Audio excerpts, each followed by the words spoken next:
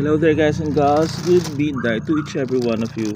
There's another baby snail walking in the middle of the street in the middle of the midnight. Take a look at this one. So I'm gonna save you, okay? Why is it that you're still walking around, huh? You might hit by a car, and then you might get cracked, and then you'll get dead. Okay, so I'm gonna put you here in the safer place. Guys and gals, always save snails and other creatures. Hope you are okay in there, okay? Huh? Take care. Sleep now. Do not roam around.